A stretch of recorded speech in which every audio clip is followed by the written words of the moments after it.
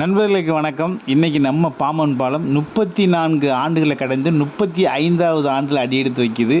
இது ஒரு மிகப்பெரிய நம்ம கண்கூட பார்த்த ஒரு மிகப்பெரிய சாதனையான விஷயம், சாதனையான பயணம் தான் இந்த பாம்பன் பாலம்.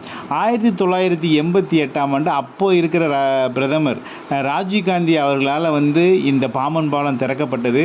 அவங்களுடைய அம்மா இந்திரா காந்தி அவங்களால் இந்த பாலத்துக்கு அடிக்கல் நாட்டப்பட்டது.